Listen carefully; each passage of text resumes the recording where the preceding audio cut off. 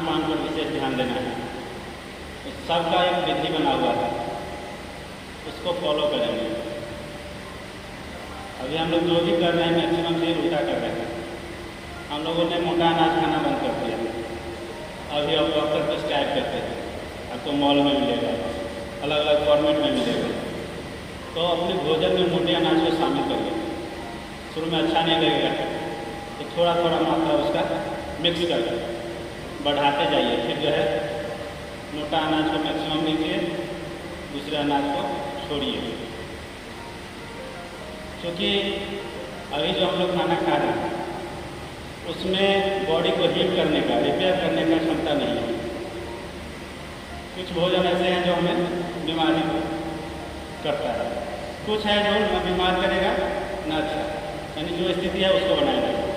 यदि मोटा अनाज को लेते हैं उसमें ऐसी क्षमता है जो आपके बॉडी को रिपेयर करेगा, आपकी बीमारियों को दूर करने का काम करेगा। इसलिए मोटा अनाज जो भी जौ, बाजरा और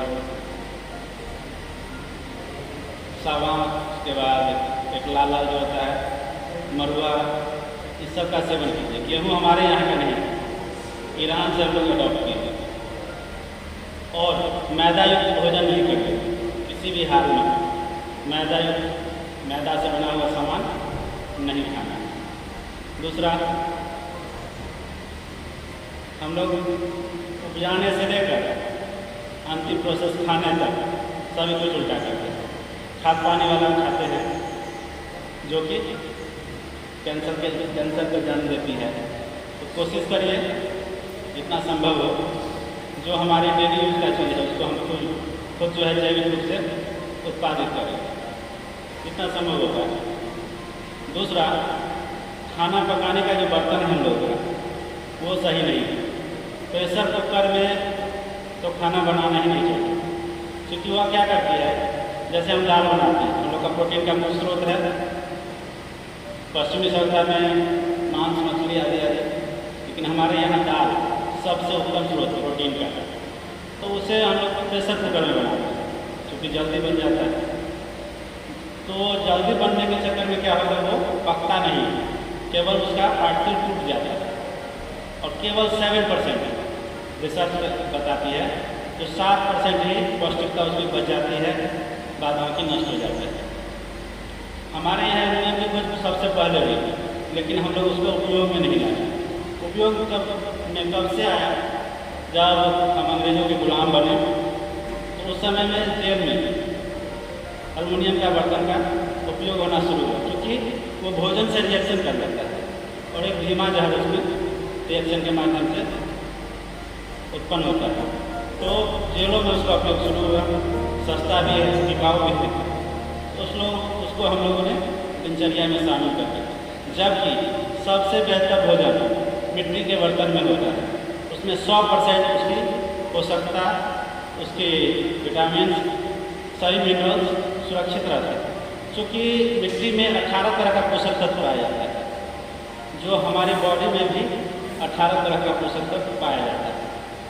और उसमें जब खाना बनता है, पहली बार खाना जब पकाते हैं तो उसका ऊपर का पार्ट खुला रहना चाहिए, वायु से संपर्क होना चाहिए, पैकेट बंद भोजन नहीं करेंगे।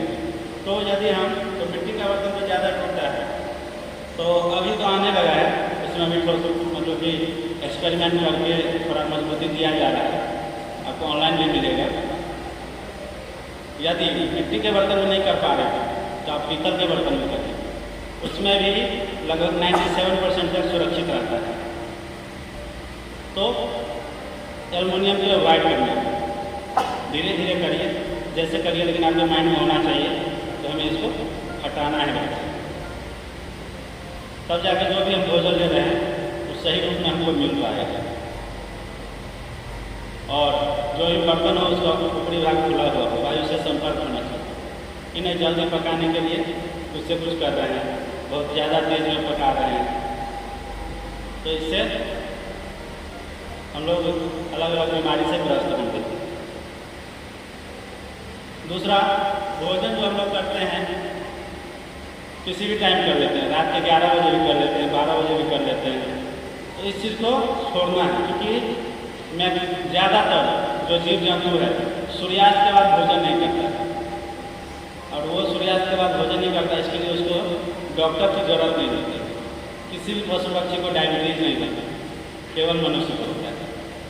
चूँकि हम लोग असमय भोजन करते हैं, जो हमारा बॉडी क्लॉक बना हुआ है, जो उसका विधि है, वो सब को तोड़ते हुए आधुनिकता का शिकार हो रहे हैं, और बहुत कुछ तो जानते हुए करते हैं, तो उसको तो भगवान ही होता है जो जानते हुए करता है। अज्ञानता में अलग बात है, लेकिन जानबूझ के करना अलग है। तो भोजन करने का हमारा क्या तरीका होना चाहिए? सबसे पहले तो कंदमूल यानी कच्चे फल फूल जो है वो हमारा 2/3 होना चाहिए। जैसे हम भोजन का थाली लेते हैं, 2 थाली लेंगे, एक में रखेंगे कच्चा सब्जी फल, मूली, गाजर, चुकंदर, खीरा, जो भी कच्चे रूप में हम खा सकते हैं, पपीता, फल में जो भी, उसका मात्रा होना चाहिए 2/3। जब हम लोग को अनाज का आदत है नहीं अन्न खाने का, तो जब 2/3 ले लेंगे, पहले कच्चे को खा लेंगे। ऐसा नहीं जैसे सलाद भी खा रहे हैं, अन्न भी खा रहे हैं, दोनों मिक्स करके नहीं। पहले अच्छे तरह से कच्चा फल फूल सब्जी को खाइए, उसके बाद 1/3 भोजन जो भी अन्न की मात्रा है। तो इसलिए जो हम कच्चे से खाएंगे उसमें तो सारा कुछ सुरक्षित है, उसको न ताप लगाना, कुछ सब उसमें बचा हुआ है, वो हमारे अंदर जाएगा तो बहुत कम समय में पचने का कार्य करेगा। उसमें पानी की मात्रा अधिक होगी, सब कुछ सुरक्षित रहेगा, तो पचेगा बहुत कम समय में। तो हम अपनी आंतों को जितना कम वक्त देंगे उतना ज़्यादा बेहतर है। दूसरी बात, भोजन हम लोग करते हैं, क्या करते हैं, जल्दी जल्दी करते हैं। यदि रोटी खाते हैं तो रोटी थोड़ा बड़ा तोड़ेंगे, उसको मोड़ेंगे, फिर सब्जी को पकड़ेंगे, फिर देते हैं। ऐसा नहीं करना, छोटा छोटा टोटा करिए, मुंह में लीजिए, उसको मुंह में ही मैक्सिमम प्रोसेस कर देना है, लार के साथ अच्छे से चबा के मिला के तो बंद करना है। तो क्या होगा, हमारी आंतों को कम काम करना पड़ेगा। दूसरा, सुबह में अच्छे से खाइए, जो आपको इच्छा कर रहा है उसमें भी देखना है, अच्छे से खाने का मतलब एकदम यहाँ पर नहीं खाना है। पाचक रस हमारे अंदर भरा हुआ है, तो जैसे जैसे हम भोजन लेते हैं तो पाचक रस ऊपर होते जाता है। जब हमारा भोजन कंप्लीट होगा तो आपको एक डकार आ जाएगा, एक पहले भी आया तो भूख का इंडिकेशन है, जो भूख हमें लगा हुआ है। और जब हम खाना समाप्त होने वाला रहेगा तब एक डकार आएगा, क्योंकि पाचक रस का जो मैक्सिमम सीमा वहाँ आ चुका है, तो आपको ढकार महसूस होगा, खाना छोड़ देना है, यानी अब नहीं लेना। लेकिन हम लोग ऐसा नहीं करते। सुबह में अच्छे से खाइए, फिर दोपहर में उससे कम कर दीजिए। यदि आपको जरूरत लग रहा है जो खाना है, दोपहर में उससे कम और शाम में उससे कम, उसके बाद नहीं। ऐसा नहीं है कि पहले हम लोग जो घर में सुनते हैं रात का नहीं करेगा भोजन तो एक चिड़ै का मांस घट जाएगा, हम लोग के घर में बताया जाता है। नहीं, गलत धारणा है। क्योंकि हम जो सुबह से शाम तक जो भी खाए वो संपूर्ण रूप से पचा नहीं, उसको पचने के लिए हमें समय देना है, तो 12 घंटे का समय बच जाएगा। यदि हम सूर्यास्त से पहले तक खाएँ तो सुबह तक जो भी अन्न पचा है, नहीं पच पाया है, वो सब पच जाएगा। उसके बाद हम सुबह में जैसे जाएगा वॉशरूम, पूरा फ्रेशनेस होगा और पूरा भोजन पचा हुआ रहेगा, उसमें अंदर में रुकेगा ना, तो ज़्यादा एनर्जेटिक हम लोग फील करेंगे। तो शुरू में तो कठिन होगा, लेकिन धीरे धीरे आप लोग इसको शामिल करेंगे।